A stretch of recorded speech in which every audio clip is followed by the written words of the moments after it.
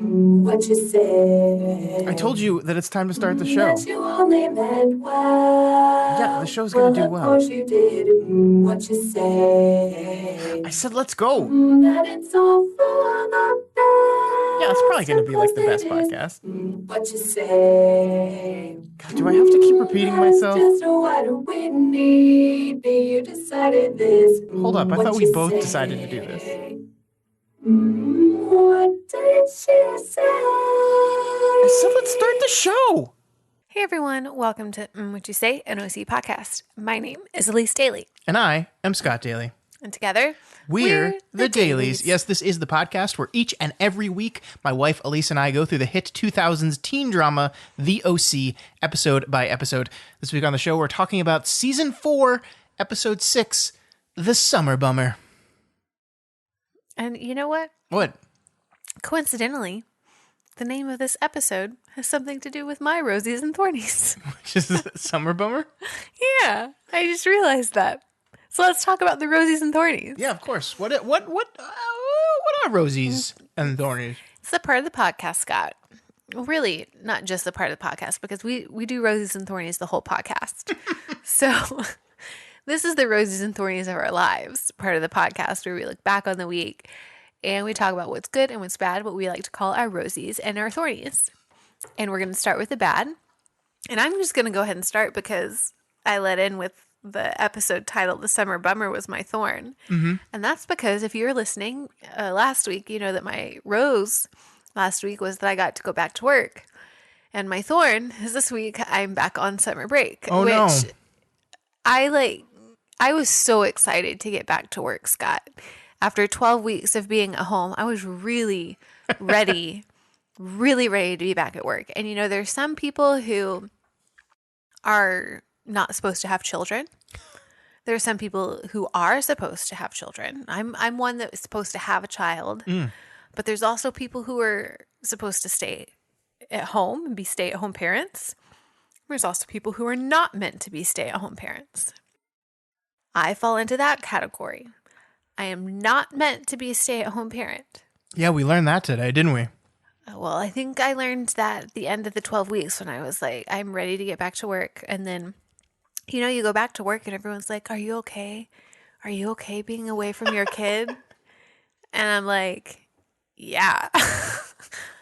I was really looking forward to it. And they're, oh, it's going to be so different when he goes to daycare. And it's going to be so... I'm really glad that I'm back at work and people can take care of him and I don't have to be there the whole time. Don't get me wrong. He's wonderful. I love him. I enjoy getting to spend time with him. But in the words of one of my friends, I'm a better mom because I get my time away.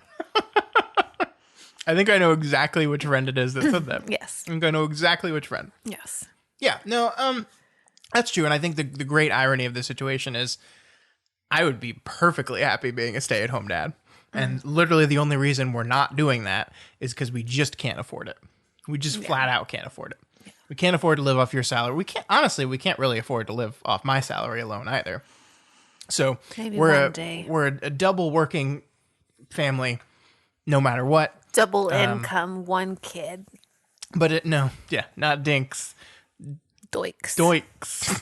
We're doiks. But yeah, I mean, like I'm happy this is only temporary for you, and I'm excited for you to get back. And I think daycare is going to be a lot harder on me than it is on you.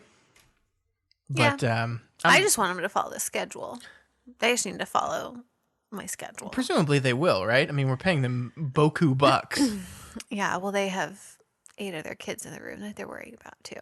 I guess that's true. But still, for the amount of money we're paying them, I would expect our son. I mean, if everybody's following the mom's on call schedule and everybody has to feed at 4. Ours is the best schedule. They should follow our schedule. Yeah. That's what I think. Yeah. But anyways, I'm back to being at home and doing the same thing again. So It's okay, babe, because it's temporary, you know? Just keep on keeping that in your head. Keep on burping. At least you turned away from the mic before you did it, but you still burped. The mic caught it, so. Well, it's just because you got me a really nice mic. You're welcome. Thanks. You want to know what my thorn is? I do. Basketball. What about it? It's just been this is both a rough and an exciting weekend of basketball. So we talked about this when the Mavericks lost, but we've been watching a heck of a lot of playoff basketball. And I would say the thing about Rosies and Thornies is the point, I think, of doing what is the worst thing that happened to you this week and the best thing that happened to you this week is to allow yourself to recognize the good things in your life, but also recognize, hey, my life's not so bad. And if I can look at my last week and say the worst thing that happened to me is the teams that I wanted to win in the playoffs didn't win, I'm doing pretty good. Yeah. But we've been watching a lot of basketball, and none of the teams this weekend was 2 Game 7s, and both of the teams that I wanted to win those Game 7s did not win those Game 7s. That's a bummer. It's a bummer. But Scott, I was thinking about this. What were you thinking? There are 4 teams. Okay, Western Conference Finals. I would be okay if the Suns win because I like Chris Paul. I would be okay if the Clippers win because I always feel like at least if the team that beat my team makes it to the finals and or wins the finals, it's deserved because they at least played the team that went to the finals. See, it wasn't like they played the team that lost right in the next round. That's a great mentality to have. That is my mentality. It's a great mentality to have. I cannot share it. I want the team that beat my team to crash and burn and embarrass themselves and have to cry about their season. I don't want them to win. But no, it should make you feel good that ours went to the Game 7. So if the Clippers we go to lasted the finals, 1 game longer than Utah. Yeah, Suck so it, there we Utah. go. Okay, so really, either of the Western Conference final teams, I'm fine if they go to the finals. Now the Eastern Conference, there's only one team out of the 4 that I don't want to make it to the finals. And that only would be the one. Atlanta Hawks. Yeah, because they're just a bunch of little, I don't even want to say because it's bad language. We should start a basketball podcast because you and I have been watching a lot of basketball. Scott and Elyse talk b-ball.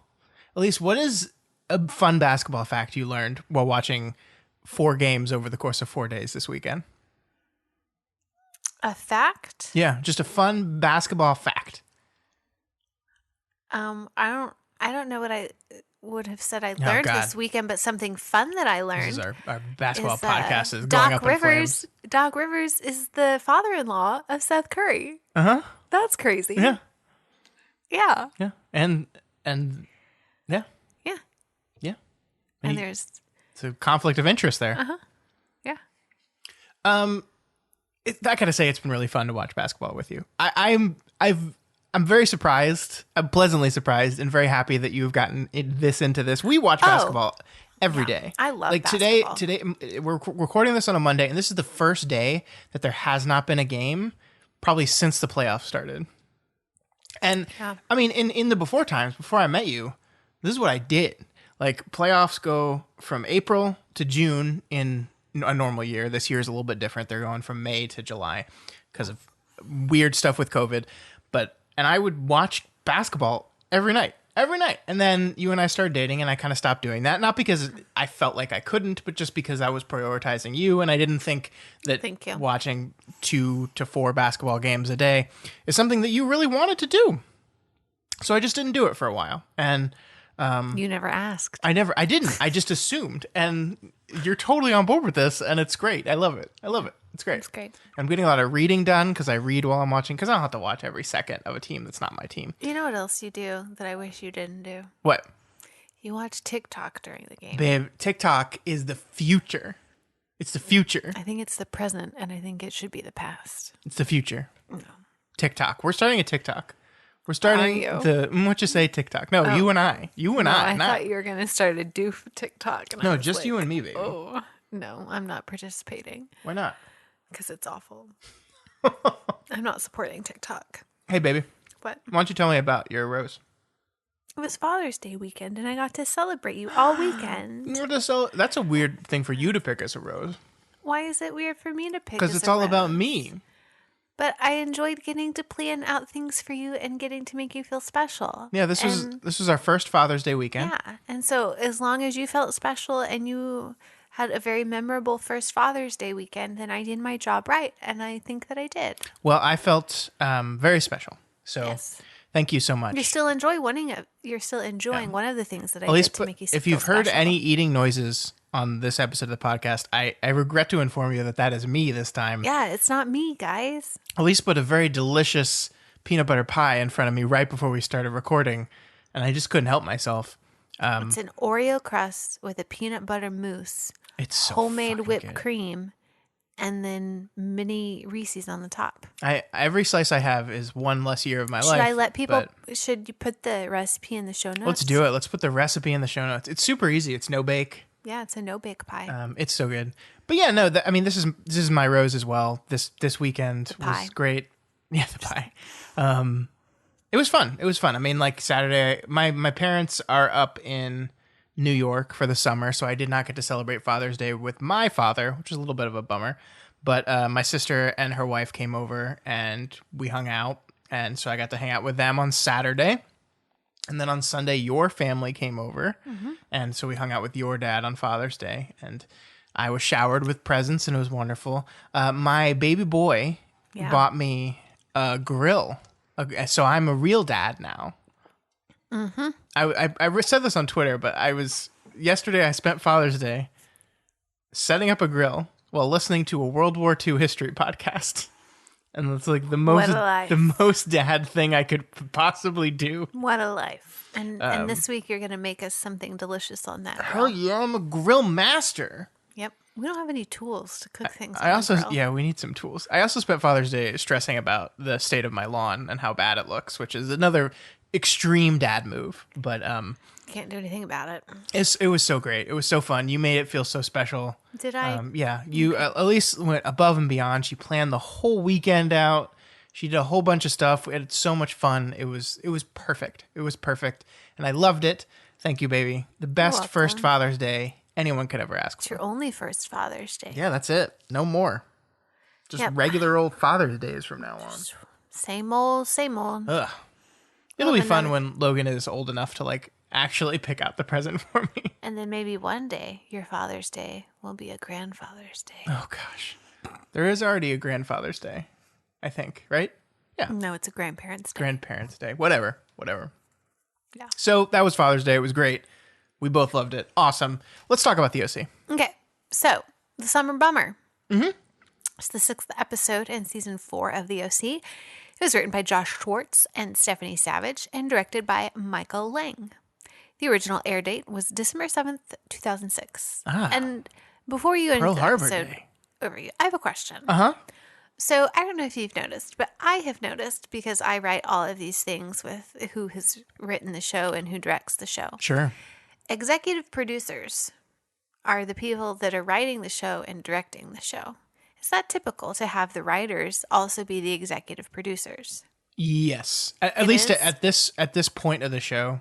Like EPs are normally the ones that like the executive producer title is a weird one because it's normally someone that like donated money to the production or wanted to be involved in name only type thing. So normally when you get to the end of a TV show and you have the people that have kind of stuck around from the beginning, you start throwing EP like titles to them as like an extra credit to give them on the show because they're such a key part of the show and the production of the show. Okay. It's mostly like there's a big difference between producer and executive producer. Like producer are the man on the ground, like doing the project management, like like making the decisions, like handling the budget, handling all the different departments, that kind of person. The EP is normally just like, hey, I'm here. How's everything going? Like it's a very like symbolic type of role. Okay. So they usually give those. So Stephanie Savage being an EP does not surprise me at all. And I bet Michael Lang is one as well. Oh, he is. Yeah, that doesn't surprise me at all. That's like, we're honoring you.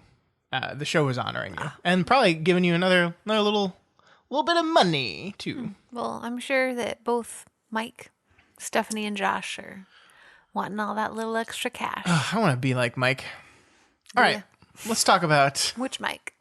all of them. MJ or ML? ML, Michael Lang. Okay. It'd be awesome to be a TV director. I feel like that's a cush gig, to be a director of a TV show. Because there's a ton of directors out there that are just like journeyman directors that just direct episodes of TV shows, and they just hop from show to show and they direct a few episodes and then they move on. And normally people don't like.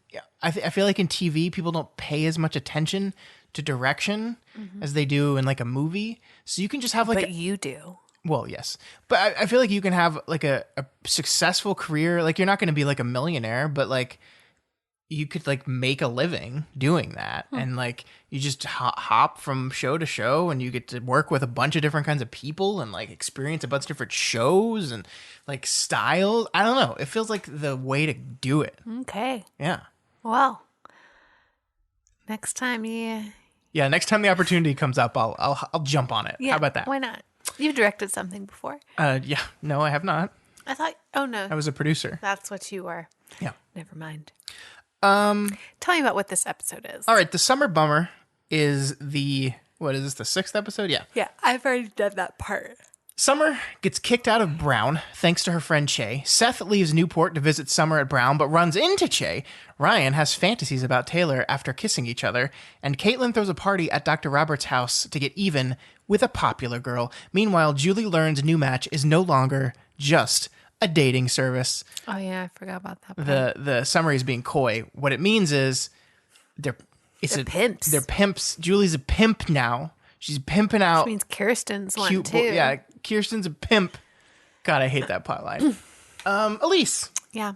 the summer bummer, the 6th episode. We're 10 episodes to go in the series. Yeah. What did you think of episode 6? Well, it was a bummer, Scott. It was a bummer. You It was didn't like a bummer that Summer was kicked out of school. Mm-hmm. But there was some fun little dynamic stuff that went on. I feel like our core 4, or I guess our core 3, we have a replacement 4.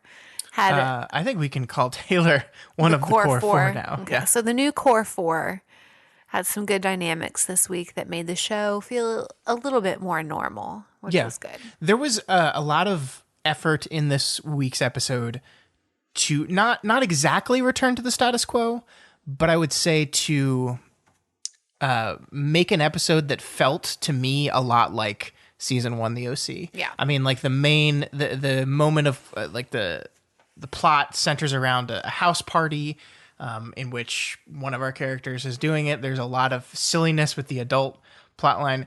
The decision to bring back the Bullet character is one that I do not understand. Shake my head. He is awful, and I don't understand. Like he was Doesn't even represent Texas correctly. he was bad as like a one-off character, and now they're gonna make a whole plotline about him, and it's just the worst. And then like this is not my thorn, but he's at dinner with Sandy and Kirsten, and he's making anti-Semitic jokes, and like the show is just cool with that apparently, and like. Early 2000s. I guess so. Like the joke about Bullet is he's a bigot, which I guess is fine. He's a bigot, but then it tries to make you feel like, oh, I was just nervous because I wanted to impress you and make you laugh, Julie. It's like, no, you were being a bigot. End of story. You suck. I hate you. Julie likes that though. And now your son is a gigolo. It's wild. It's a wild show. Crazy. But yeah, I mean, I think there are parts of this I really liked. Obviously, the Taylor and Ryan stuff is a highlight for me. Yeah, I we're think, gonna get to I that. think it That's- continues to work really well. The summer stuff, not so much. We're going to talk about Caitlin again today. And I just want to say before we get into that I don't know why this girl's on the show. You've I really already don't. given away your rose and your thorn, and so let's talk about my rose and my thorn. I'm going high. already I'm doing a gave high yours. level overview. That's what the overview section of the show is, dear. But I try and stay away from my rose and my thorns Why? because I'm going to tell them what my rose and my thorns are. So why go ahead and spoil it? What difference does it make? But it does. It doesn't make any difference. Yes, it does. Continue. With what? I don't know. I don't either. What are we anymore. doing? Roses and thornies of a show? Yeah, Okay. go. You were talking about Caitlin. No, I'm done. Apparently. interrupted you. I'm done. I'm done. Now it's your turn to talk about Caitlin. But now I don't know what I want to say about Caitlin, other than I don't like Caitlin. We'll talk about what happened on the episode to Caitlin. What happened on the episode with Caitlin? So Caitlin is our only character in high school. And because this show started in high school, we have to continue to have a character in high school. And they've decided to invest a little bit more time in Caitlin this episode. And so there's this party that she didn't get invited to by Ashley Benson. So because she didn't get invited to one, she's going to throw her own. And then everybody's going to come to Caitlin's party. You guys can all come to my party. It's tonight, my house. What? Well, I rented out Hyde. And you know that chef who yells at people? He's making sushi, and Danny DeCane is playing a 25-minute set. Well, sushi's high in mercury, and Danny DeCane sucks. I've got 5 kegs, quarter ounce, and absolutely no parents. Sweet! Bring whoever you guys want, and don't worry about any lame costumes. And then Caitlin's going to find out that this guy that was dating the girl who threw the party she wasn't invited to, that girl's boyfriend is actually gay because she kissed him 7 minutes in heaven. And which about that? Okay. Yeah. They're playing 7 minutes in heaven. Yeah. They are 16-year-olds, sophomores or juniors in high school. Yeah. Did you play 7 minutes in heaven as a junior? No. I feel like that's Did you play 7 minutes in heaven ever? No, but I'm a dork. I think that is a middle school game, is it not? Yeah. Like that feels like a middle It's a school middle game. school That's game. not a high school party. Like No. you don't go to a high school party and play 7 minutes No. in heaven. No. But here's my thorn. The thing is, Caitlin is just there because they wanted someone in high school. Nobody really cares about Caitlin. No. And so why are we devoting all of this time to Caitlin and this storyline? Because nobody cares about her. Now, if it was a character that we had invested in and then like over the course of the show had been repeatedly brought back, so we had some emotional attachment to this character and then was brought back again as a full series member in last season, then I might understand it a little bit more. But they're trying to make us like Caitlin and care about her, and the answer is just no. Nobody really does. She's just the filler because Marissa left, but really the filler needed to be Taylor, and just give Taylor all these side plot lines. People would care about that more than they care about Caitlin. No one really cares that it's high school because our main characters have moved on from high school. So get rid of the high school. Just get rid of it. Just get rid of it. Just don't write her out. Or if you're gonna leave her on the show, have her plot revolve around the other people in any way. Yes. It's so weird to me. They actually have not shown her at school. Like maybe one time she was at school. One time. She was in the bleachers at school. Yeah. Well, I mean, yes. This is actually, ironically, season 4 of the show, I think this is the first time in the entire show we have seen a game of water polo being played. I don't think we've ever seen, as much as they've talked about water polo on the show, I don't think we've ever seen anyone actually play water polo. But here we are, we're playing water polo. I don't get any of it. It's not like, it feels like it's part of a different show.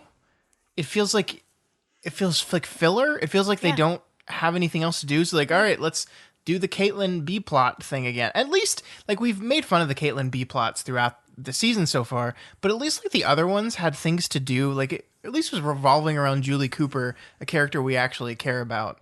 I don't know.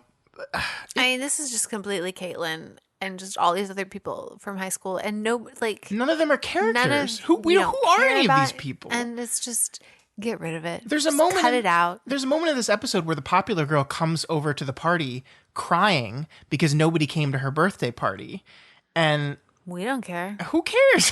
I don't even know her name. I know Ashley the actress's Benson. name. But yeah, it's so weird. It's so weird to me why they're doing this. Ugh. Let's talk about your thorn that actually deals with the characters that we care about. All right, my thorn is Summer getting suspended. And this is a complicated one. So Yes. in this week's episode, Summer is told by the board, they set this up last week, but Summer is told by the board that she will be suspended for the rest of the season. She will not be allowed to return to Brown until fall of next year. So she doesn't get to finish her fall semester. She doesn't get to go back for spring semester. She's done. We knew this was coming, I think. Because Che.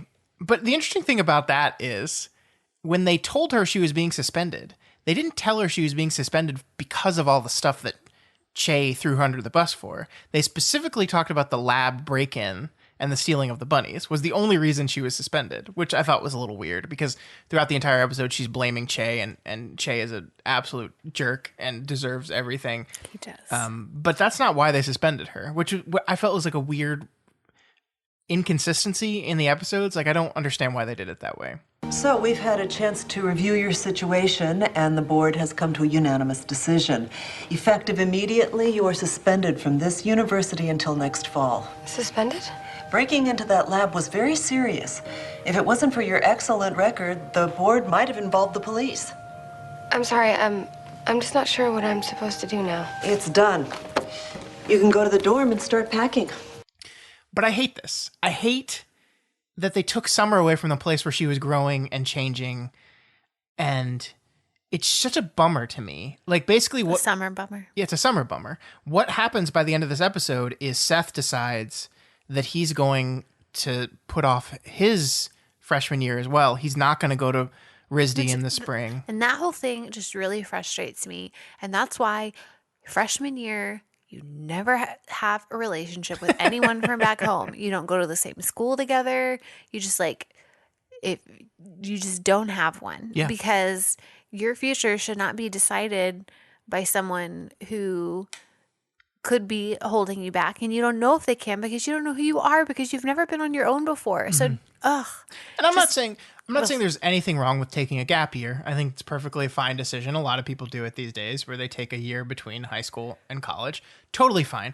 But Summer did not want to take a gap year. Summer wanted to stay at Brown, and the show removed her from Brown because it couldn't figure out how to make the next 10 episodes work without the two of them in the same city. It couldn't keep doing I'm going to fly out to Rhode Island, or I'm going to fly home to the OC. yeah, it's just frustrating. I think the thing that frustrated me about it the most is I think I can see a way that they could have made it better.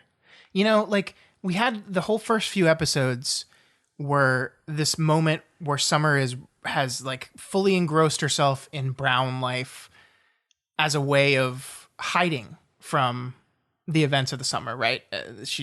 She's transforming herself into this other person because she's avoiding dealing with Marissa. She's avoiding dealing with everything, and she's refusing to go home, and she's cut off all her relationships, and it's awful. And then we have the episode where like she magically gets better over the course of a week, and then she has to find that the real her, the new her, is actually somewhere in between the old person and the new person she's become.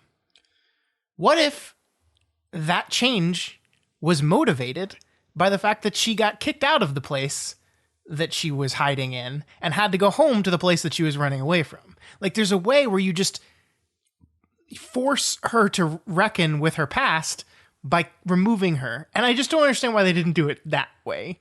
It's just, it's all a bummer.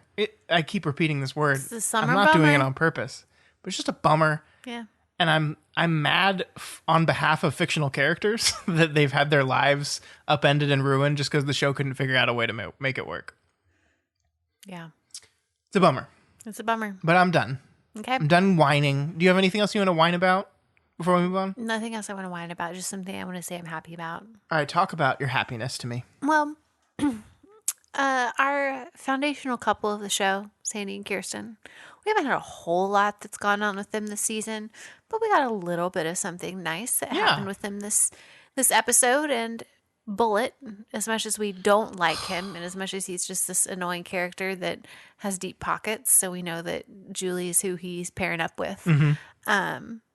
He had someone come over to their Sandy and Kirsten's house for a recommitment ceremony to renew their vows because Julie had used that as an excuse to try and get out of something with Bullet, and then he actually just, decided to throw it. Hello, I was told you two are renewing your vows. I'm a justice of the peace here to preside over the ceremony. Oh, I'm sorry. That was an excuse. Yeah, we didn't call for anyone. I was hired by a Gordon Bullet. Yeah, that was very nice of the bigot. Thank you. I just wanted to say I liked that Sandy and Kirsten did that and that they still love each other despite all that they have gone through the past 3 seasons before. And, They're gonna just be happy together. There's a touching moment at the end of the episode where they put rings back on each other's fingers. It's very beautiful. Just thought I'd pick something that was nice. It was very nice. It's just simple. That's All it. right, let's talk about some sexy dreams. Okay, tell me all about it, Scott. I'm going to stop talking and just let you keep going. No, I want you to talk because I want to know what you feel about the sexy dreams. I'll let you go first and I'll comment. So my rose of the week is Ryan's dreams about Taylor. So at the end of last week's episode, Ryan and Taylor shared a kiss, and Ryan said, "Whoa." And now in this episode, Ryan keeps having sexy daydreams about Taylor. The first one is she's on the counter of the Cohen's kitchen wearing like a see-through nightie and dancing to a rock song.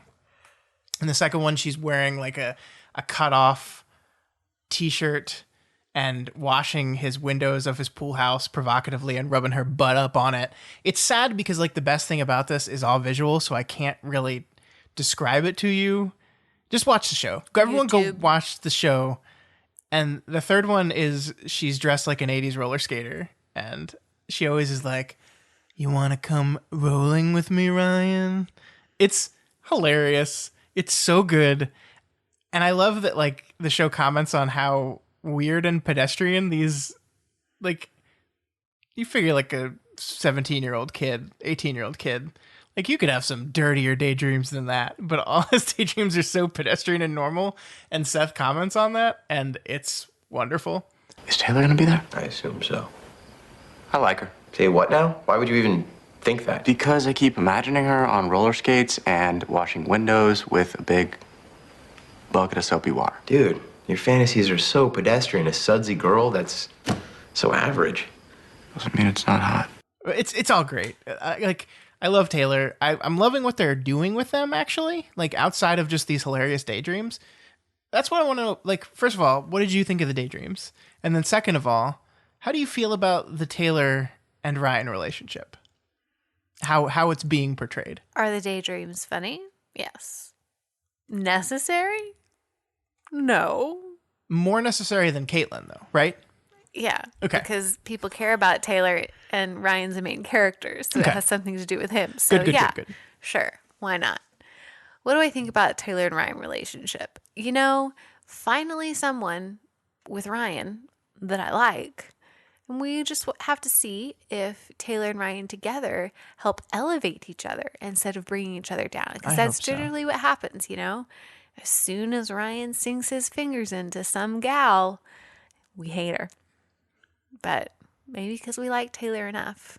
She's got enough spunk that maybe Ryan can just get spunky. She thinks Ryan's funny, so maybe he'll be great. I don't like that you use the word spunk. Ryan. No, I don't like that you use the word spunk. Why don't you like the word spunk? I don't know, because it can be another word for jizz. Oh. So maybe we can get Spunky Ryan.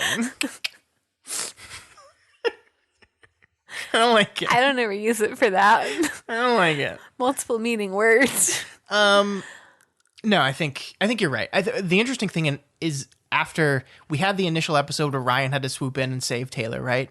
But since that moment, there's been no Taylor saving necessary. It's just been a normal relationship in which two adults go into a closet and play 7 Minutes in Heaven and make out in the closet. I did like the end where Ryan was like, "Hey, I just don't think I'm ready for a relationship." And Taylor's like, "Whoa, I just wanted to bang you, dude." Oh, Taylor. I also love when the two gay guys in the episode are in bed together and Ryan walks in and is like, he's like, "Oh, you two, okay." And then stops and goes, "Taylor's not in there with you, is she?" Because it's been established that Taylor is kind of adventurous in bed. And so... Is she spunky? Having a threesome would be totally She's already normal. done it before. Yeah, it'd be totally normal for Taylor. So I love that. I just like everything about Taylor just works and is so funny. It's a great character. It is. I mean, it's like it's the only thing this whole thing has going for it right now. To be honest with you, like, just give her the whole show. Give her the show. Let's like make the The TT. We made that joke before, but I'm doing it again. The TT. TT. The TT. Okay, Scott. I will say It's time. the actress who plays Taylor Townsend, I think, had a very good time in the dream sequences. How could you not? It seems like she was having a great time recording those. Someone tells you to go do that, and it's like it's your job, and you get the clothes on. As soon as you get the costume on, that's what happens. So overall, pretty mediocre episode. I had some fun things I wanted to point out before we moved on.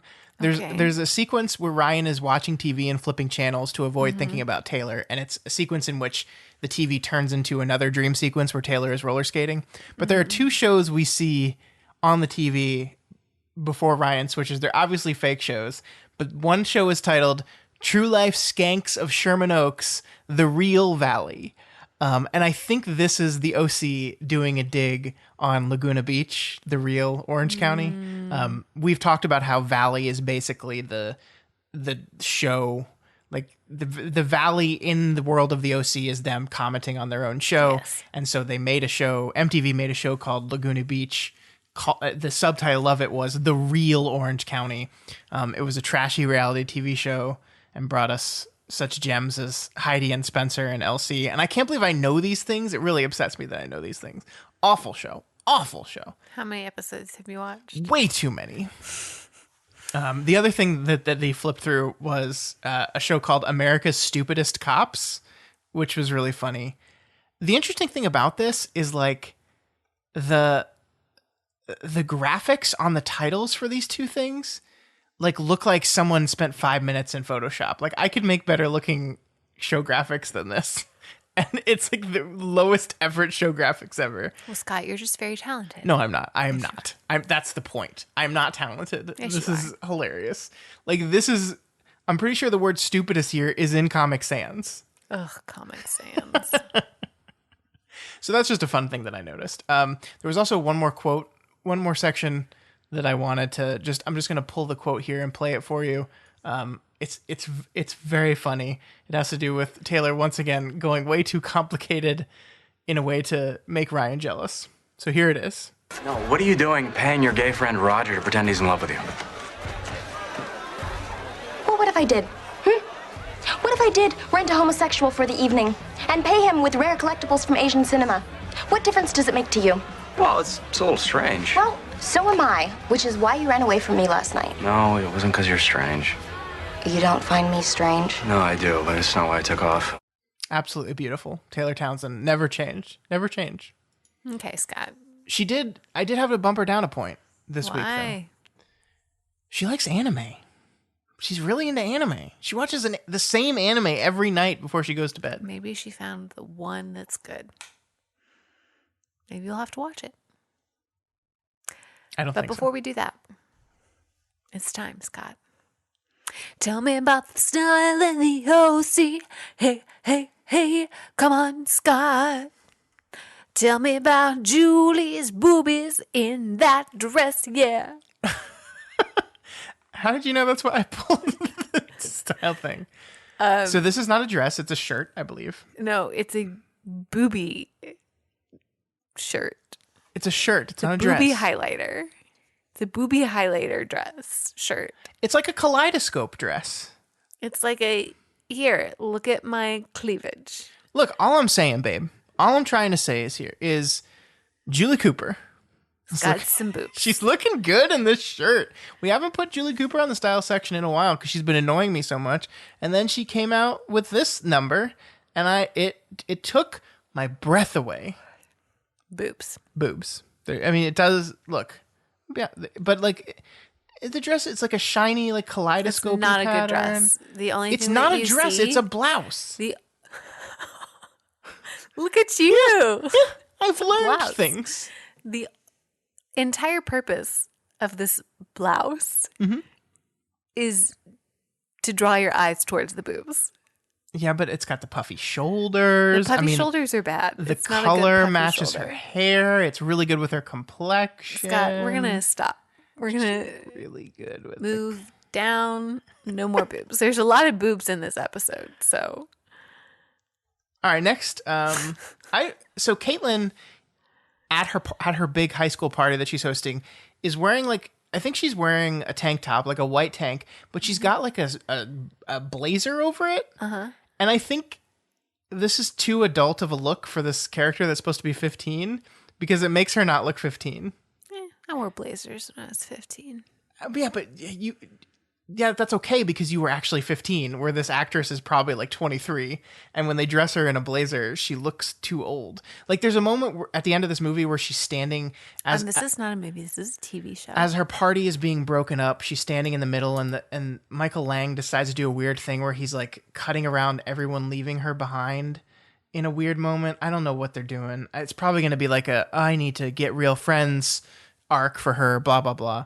But she just looks like the only adult in the room, and it doesn't work. Doesn't work. I don't like it. Okay. And last but not least, we have the many outfits of Dream Taylor. The only one that I pulled here is her skating outfit, which is like, is this 70s or 80s? I think these are 70s. I think they're 70s hot pants, right? Yeah. And then like a tank, like a strap. Well, it's not strapless. It has spaghetti straps, but looking good. Learned so much. Looking through the style good. section. I know. This has been... It's very American. It's extremely, and it's got like she's lit from behind, so the light is shooting through her hair.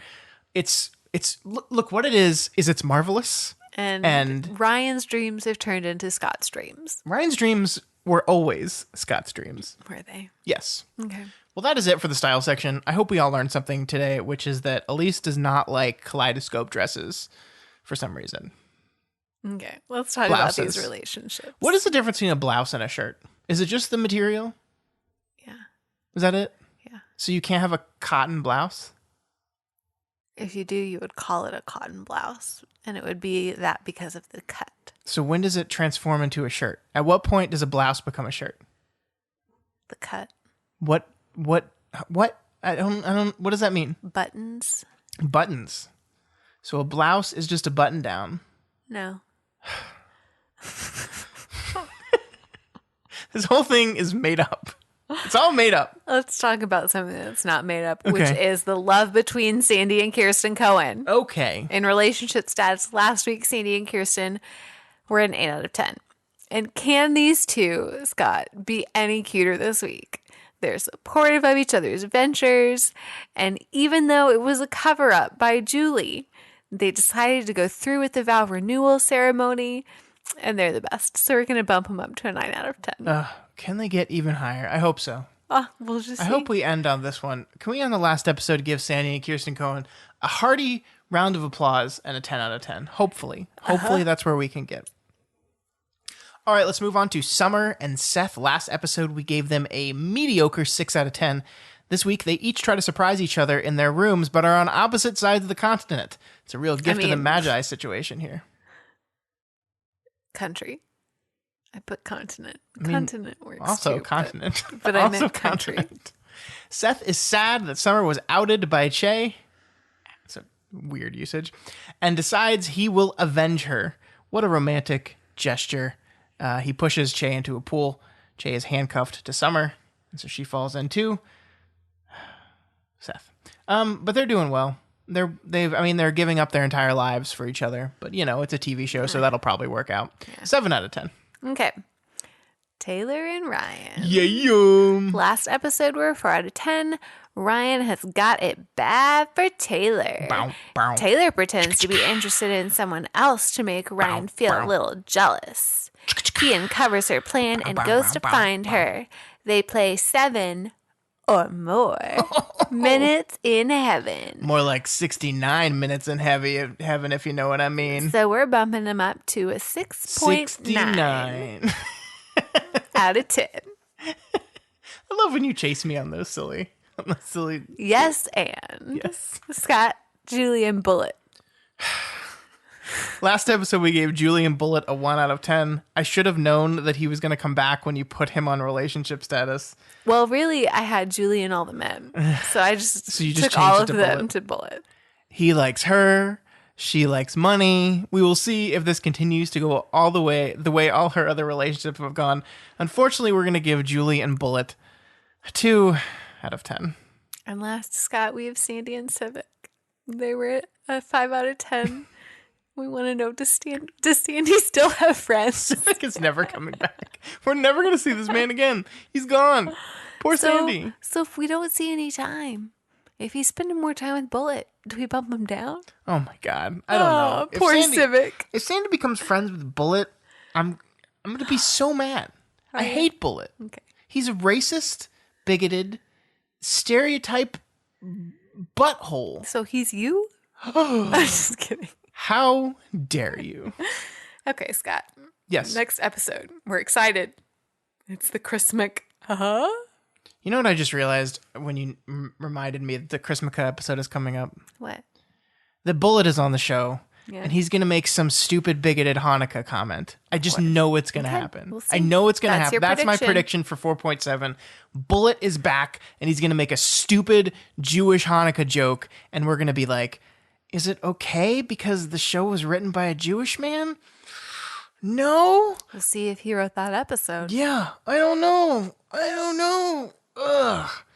Gross. Anyway, it's the Christmas episode. You love those. I love Christmas. So I'm excited. I'm excited for the Christmas, final.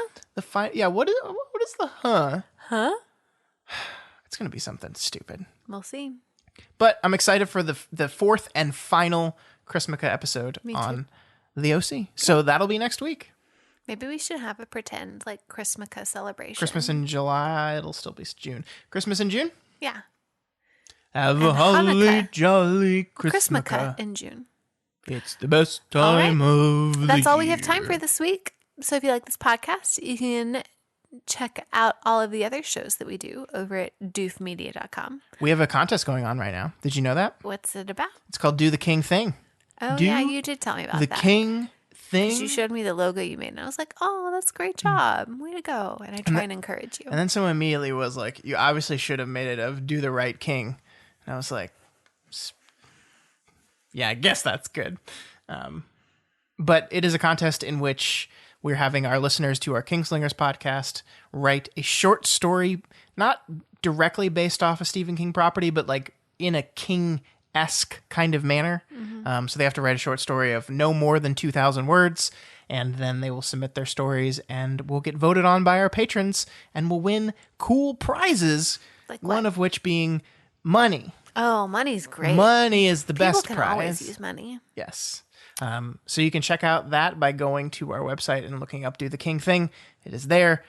And you can look at all the rules and submit it if you like Stephen King, which I hope you do. I like Stephen King. And if you do like Stephen King, you can also listen to Kingslingers. Yeah, we're talking about Salem's Lot. Season 2. They did Dark Tower, and now all the books that tie into the Dark Tower series, Yup. which I don't know what they are and I don't know how, but if you listen, you can find out. Also, consider donating to our Patreon over at patreon.com/doofmedia. And like we talked about with that contest, if you are one of those patrons, you'll get to be able to vote. If you're not, you can't vote. Sorry. Also, if you happen to be listening via Apple Podcast, why don't you head on over there and drop us a rating and a review? We would appreciate it. We're trying to get more ratings and reviews than the Kingslingers podcast, which now has 300. That's so going to come be a on, tall order. Yeah. But we'll try. Okay. All right, folks. We will see you next week for episode 7, The Christmas Cuh. Christmas, huh? There are only 10 episodes of The OC left to talk about. I can't believe it. Wow. 10. We'll see you then. Bye-bye.